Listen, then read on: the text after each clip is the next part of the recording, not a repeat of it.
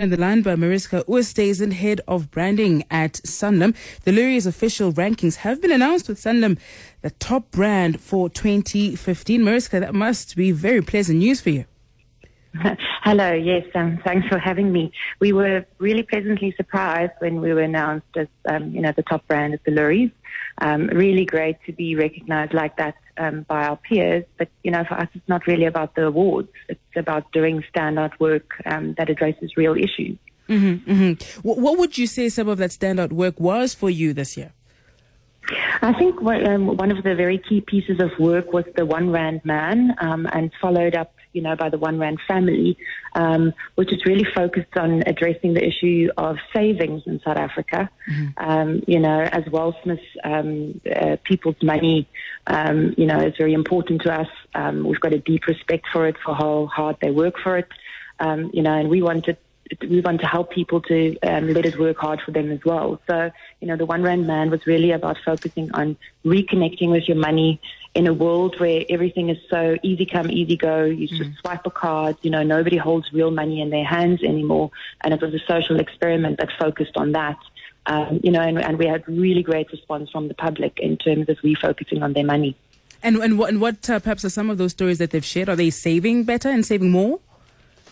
Well, there was a couple of interesting stories, people going, re-looking the kind of cars they buy, because one of the key insights that came from it is like, buy the car your ego can afford. We know we all want, really nice cars, but a car is not really an investment. People talking about budgeting better again, starting to actually talk about money. Money is one of those subjects people don't really talk about. Yeah. So I think there was a lot of really great stories that came from that. And now you just have to do better than what you've done. Absolutely. I always say it's easier to get there than to stay there. But if we just keep on focusing on relevant work that stand out, address real issues, and if we can make some real changes in South Africa, that's all we really want to do, not about the awards. Congratulations to you, Mariska. Thanks for your time this afternoon on Power Update. Mariska Oosthuizen, head of branding at Sanlam. And for the full 2015 rankings, you can go to loeries.com and you can see how some of the big brands have been ranked by Loeries. That's it from me. Thanks for staying tuned. Lunch is served, but first, Mpositole with your latest Power News. Power News. The top stories at this hour: Zwelinzima Vavi to break his silence on whether he'll appeal his expulsion at COSATU's upcoming Congress. SAA downplays a forensic investigation at the embattled airline.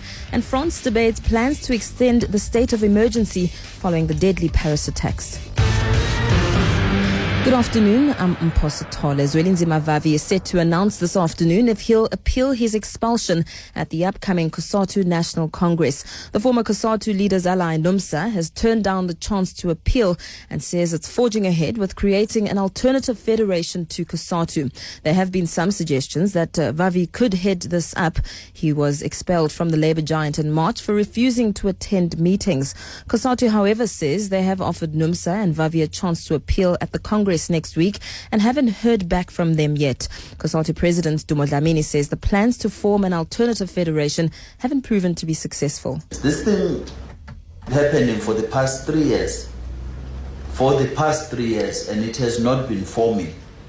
It has been giving a number of names: United Front, the Workers' Summit, everything.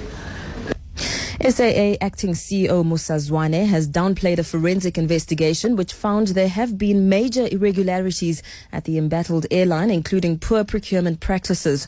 Ernst & Young yesterday told MPs that SAA is making losses even when planes are full. The parastatal is spending 25 billion rand a year on goods and services, much of which does not generate value for money. SAA has announced a 648 million rand loss in the first 6 months of this financial year and has now asked for another government guarantee of 4 to 5 billion rand. It comes after government gave it 6.5 billion rand guarantee last year. This week, SAA appointed its 7th CEO in 3 years. Zwane says things aren't as bad as the auditors have made them look. I don't think it's really gross irregularities. What has